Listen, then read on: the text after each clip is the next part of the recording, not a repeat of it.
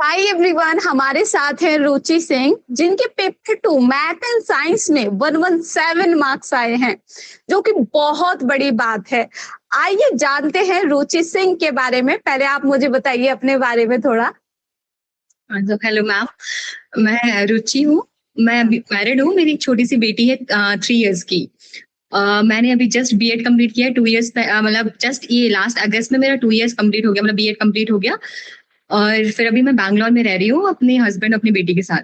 तो घर पे ही रहना, उसके साथ खेलना, यही चलता है। तो अभी जस्ट दिसंबर में फॉर्म आया तो मैंने सोचा सीटेट क्लियर करना है। सबने बोला सीटेट क्लियर करना है भाई, करो करो। तो मेरे पास टाइम नहीं था, अभी फॉर्म निकला और फरवरी में एग्जाम था। तो 2 मंथ्स थे मेरे पास, उसी में जो भी पढ़ना था। मुझे कोई आइडिया नहीं था सीटेट में क्या पूछते हैं, क्या सब्जेक्ट्स हैं, कैसी तैयारी करनी है, क्या सिलेबस है, कैसे करूंगी, मुझे कोई आइडिया नहीं था। बट हाँ, थोड़ा बहुत टाइम निकाल के अब थोड़ा अच्छा पढ़ के ठीक से हो ये गया। बहुत बड़ी बात है कि आपकी एक छोटी बेटी भी है और उसके साथ आपने सीटेट पेपर टू इतने अच्छे मार्क्स से क्लियर करा। क्योंकि पेपर वन में जनरली आ जाते हैं अच्छे मार्क्स, लेकिन पेपर टू में इतने अच्छे मार्क्स आना, मतलब सच में मैं आपकी तारीफ के लिए मेरे पास वर्ड नहीं है अभी। थैंक तो आप कैसा, मतलब इन्वायरमेंट आपने कैसे मैनेज किया प्रॉपर, कि आपको बेटी को भी संभालना है और आपको घर के काम भी करने होंगे, फिर कैसे आप मैनेज करती थी? मतलब मैम मेनली सब, मतलब मेरे हस्बैंड ने भी सपोर्ट किया और वैसे कोई ऐसी रिस्पॉन्सिबिलिटी नहीं थी। मेनली कुकिंग वगैरह थोड़ा करना पड़ता था। वो भी ऑफिस जाते हैं तो मुझे अपने लिए थोड़ा मोड़ा कुछ बनाना है, इस टाइप से चलता था। और मतलब मेरी बेटी सोती भी मेरे साथ थी, लेकिन उस टाइम पे मेरे हस्बैंड ने बहुत कोऑपरेट किया, उसको सुलाना ताकि मैं रात में पढ़ सकूं, फिर उसको आफ्टरनून में सुला के पढ़ना, उसको स्कूल भेजना ताकि पढ़ सकूं 2-3 घंटे। तो मतलब ऐसे ऐसे टाइम मैनेज करके मैंने किया है जो किया है।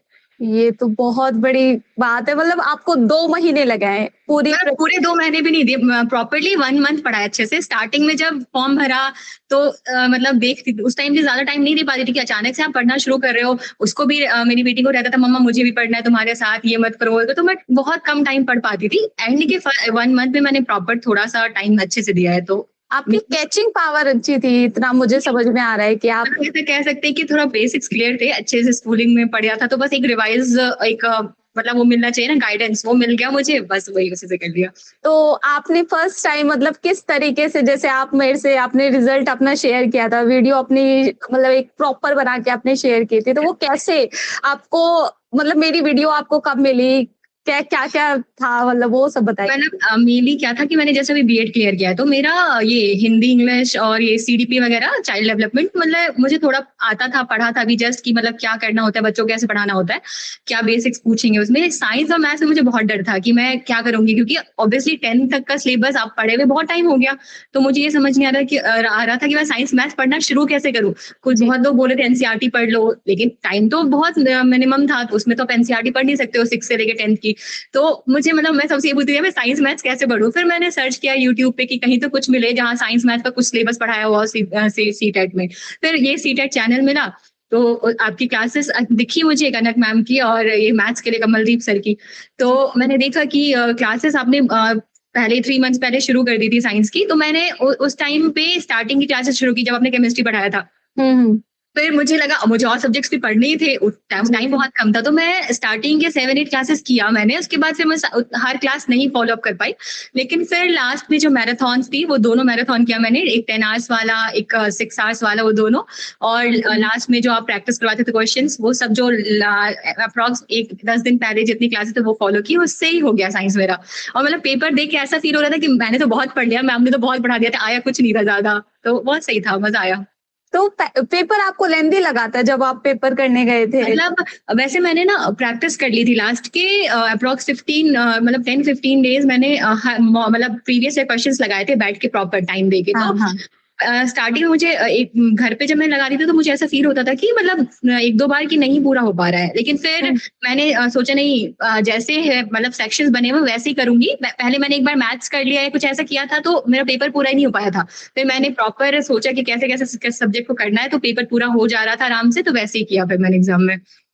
तो प्रैक्टिस थोड़ी हो गई थी, लेकिन फिर भी वो एग्जाम का प्रेशर था ना, एग्जाम वाले दिन मतलब मेरे 125 आ जाते हैं, मतलब 7-8 क्वेश्चंस मैंने गलत मार्क कर दिए जल्दी जल्दी में, मतलब बीच में आपने कुछ क्वेश्चंस छोड़े हुए हैं, हाँ हाँ हाँ। बाद में करेंगे, लेकिन जब मार्क करी थी मैं सब्जेक्ट वाइज करी थी कि 30 क्वेश्चंस करके करी थी, तो उस क्वेश्चन के चक्कर में मतलब वो छूटा हुआ क्वेश्चन है, उसके बदले में मैंने कुछ और मार्क मतलब लगातार मार्क कर रही हूँ, तो मेरे अप्रॉक्स 8 क्वेश्चंस गलत मार्क हो गए वो हड़बड़ी के चक्कर में, बाकी नहीं तो और थोड़े अच्छे मार्क्स आ जाते। तो आप क्या मतलब जो स्टूडेंट अभी जुलाई के लिए प्रिपेयर कर रहे हैं तो उनको आप क्या बोलना चाहोगे कि नोटिफिकेशन आने के बाद प्रिपेयर करें या अभी से वो तैयारी करना स्टार्ट करें? मेनली वो स्टूडेंट पे डिपेंड करता है कि वो मतलब उसको पता होता है कि कितना टाइम में पढ़ के मैं कर लूंगा, लेकिन अगर आपके पास अभी आपको कंफर्म है कि आपको सीटेट देना और निकालना है, तो अभी से थोड़ी थोड़ी तैयारी शुरू कर देनी चाहिए मेरे हिसाब से। मेरा अचानक से प्लान हुआ, फॉर्म आया, मैंने भरा और उतने में मैनेज कर लिया, लेकिन जरूरी नहीं है सब ऐसा कर पाए, या फिर बहुत लोग कर भी लेते हैं, लेकिन अगर आपके पास टाइम है, आपको पता है क्या करना है, तो अभी से थोड़ा थोड़ा पढ़ लो, अचानक से फिर आपको बर्डन नहीं आएगा या कोई प्रेशर या कोई टेंशन नहीं होगी। क्योंकि आपका बेसिक भी क्लियर थे और आपकी कैचिंग पावर भी अच्छी थी, तो वो डिपेंड करता है। जैसे बहुत सारे स्टूडेंट बहुत जल्दी पढ़ के क्लियर कर लेते हैं, तो हाँ, उसमें डिपेंड करता है कि वो उनके बेसिक क्लियर है। तो जिसके बेसिक नहीं क्लियर है उनको स्टार्टिंग से पढ़ना ही पड़ेगा। उनको टाइम देना पड़ेगा, उनको बेसिक से एक एक क्लास अच्छे से जहां से उनको मिले, जो भी जैसे आपकी स्टार्टिंग से एक एक क्लास करेगा तो साइंस की कोई दिक्कत नहीं होगी। जी।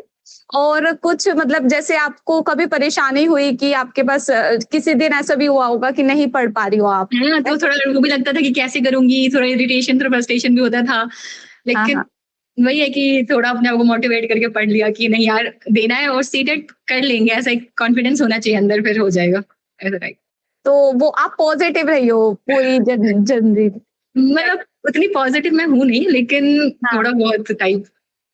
अच्छा, तो जब भी आप मॉक टेस्ट लगाए थे आपने? मॉक टेस्ट नहीं, सिर्फ प्रीवियस ईयर और जो आप लोगों ने क्वेश्चन प्रैक्टिस करवाया था, बस मॉक तो टेस्ट मैंने कितने मार्क्स आ जाते थे जनरली जब आप पूरा प्रीवियस ईयर मेनली अटेम्प्ट करते थे? किसी मेरा हाईएस्ट मार्क्स जब मैंने क्वेश्चन सॉल्व किए थे, तो हाईएस्ट जो आया था ना एक पेपर में वो था 124 या 128, और जनरली कम ही रहते थे, मतलब 117 या 118 ऐसे ही रहते थे, जितना मुझे आया है उसी अप्रॉक्स रहते थे, कभी 114 भी हो जाता था इस टाइप से। तो ये बहुत इम्पोर्टेंट है एक तरीके से प्रीवियस ईयर वाले पे मॉक टेस्ट लगाना है ना, क्योंकि उससे आइडिया मिल जाता है स्टूडेंट को। मतलब अगर और मॉक आपको टेस्ट का जनरल टाइम नहीं है तो आप प्रीवियस ईयर तो जरूर लगाओ, कम से कम 5-6 ईयर्स अच्छे से बैठ के, जैसे आप एग्जाम में बैठे हो वैसे लगाओगे तो बहुत बेनिफिशियल है, तो आप वहाँ पे प्रेशर भी फील नहीं करोगे कि भाई बिल्कुल टाइम नहीं है या मेरा पेपर छूटेगा, या क्वेश्चन के लेवल पता चल जाएंगे आपको किस टाइप का पूछा जाता है, तो बहुत अभी बहुत। जैसे आपने मैथ एंड साइंस बहुत अच्छे से अभी पढ़ा है, तो हाँ, पता है आपका मैंने सुना था कि आप DSSS भी आगे प्रिपेयर करना चाहते हैं। अब अगर आप प्रीवियस ईयर क्वेश्चन देखोगे ना तो आपको लगेगा अरे नेचुरल साइंस के प्रीवियस ईयर देखोगे तो जो साइंस हमने अभी सीटेट में पढ़ी है उससे हाँ, मिलती जुलती ही आपको मिलेगी। बहुत ज्यादा इतनी मेहनत नहीं करनी पड़ती, क्योंकि जब आप यहाँ पर अच्छे से मेहनत कर लेते हो तो वो चीजें आसान लगने लगती है। तो सपोर्ट मिलता ही है ऑब्वियसली, अगर आपने अच्छे से पढ़ा है तो बेस क्योंकि बहुत सारे स्टूडेंट का होता है कि सिर्फ हम साइंस पढ़ रहे हैं सीटेट पेपर क्लियर करने के लिए, लेकिन अगर साइंस को इतने अच्छे से पढ़ा जाए कि आप क्लियर कर लें अपने नेक्स्ट एग्जाम भी, तो वो बहुत अच्छी स्ट्रैटेजी मेरे अकॉर्डिंग मानी जाती है। बिल्कुल। तो आपका और क्या आपने कहना है? केमिस्ट्री वगैरह जो पढ़ाया, केमिस्ट्री आपने इतने डीप में पढ़ाया, मुझे केमिस्ट्री बहुत पसंद था पहले भी, तो मुझे बहुत अच्छा लगा आपने जो पढ़ाया, बहुत मजा आया मुझे।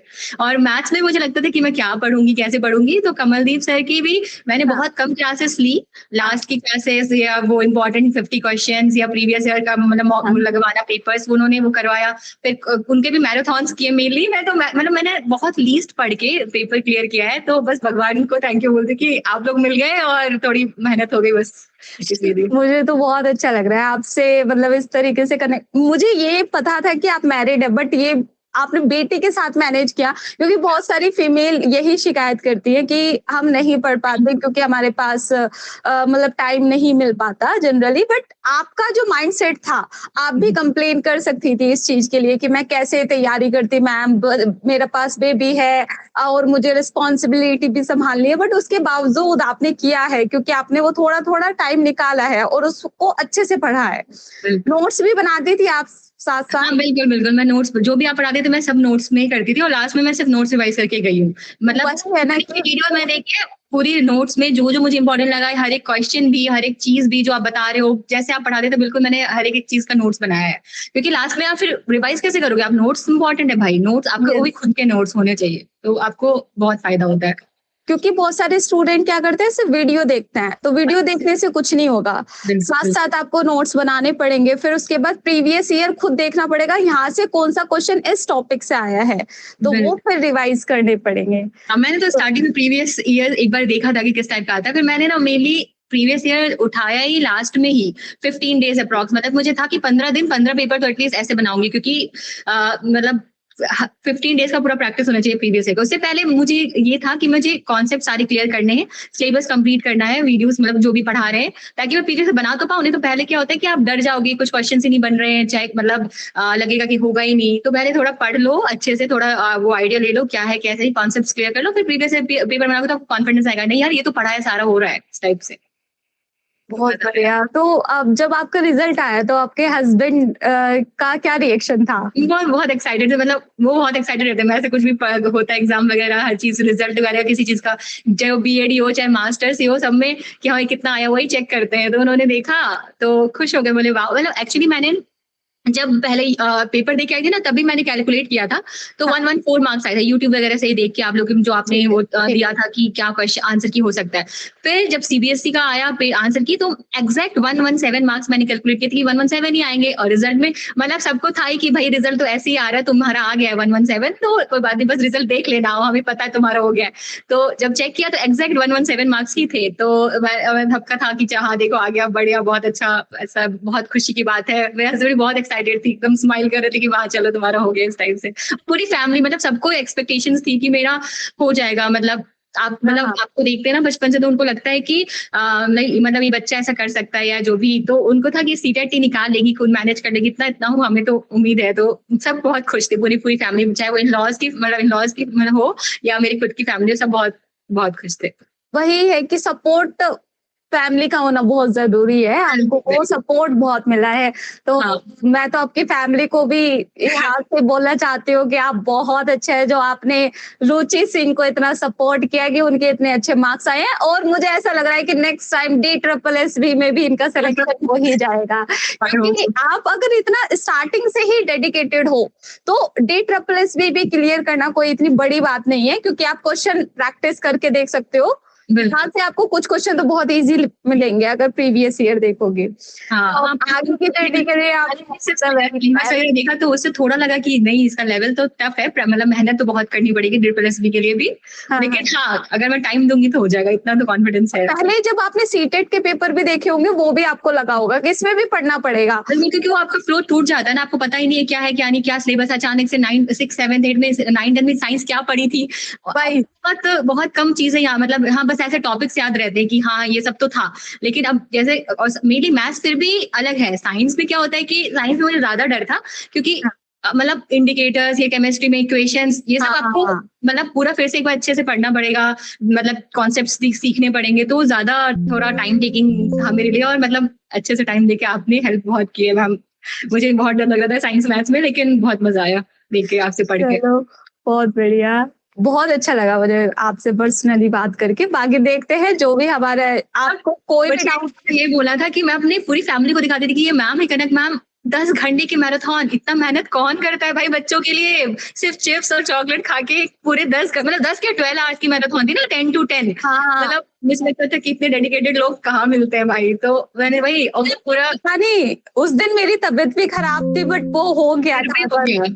सीरियसली हाँ, मैंने देखा, मतलब सुबह से एक बार ना कुछ खाना, बस पानी पी रहे हो आप और चॉकलेट सुनो, ऐसे करके पढ़ाया है आपने भाई। हाँ, भाई मेरे साथ भी पहला ऐसा एक्सपीरियंस था कि मैं स्टूडियो में ही थी। उस टाइम हाँ, पे कुछ नहीं पता था, और बहुत सारे जो हमारे ऑफिस में भी काम करते हैं, उनको भी कोई आइडिया नहीं था कि ये मैम इसी स्टूडियो में पढ़ाई कर रहे हैं। वही तो सीरियसली, मतलब सब सब शौक हो रहे थे कि ये सच में ऐसा कोई कर सकता है क्या, मैंने बोला कि मैम आई बहुत dedicated. Seriously thank you so much, thank you so much. बहुत अच्छा लगा आपसे बात करके। मुझे भी आपसे कनेक्ट बहुत अच्छा लगा मैम, थैंक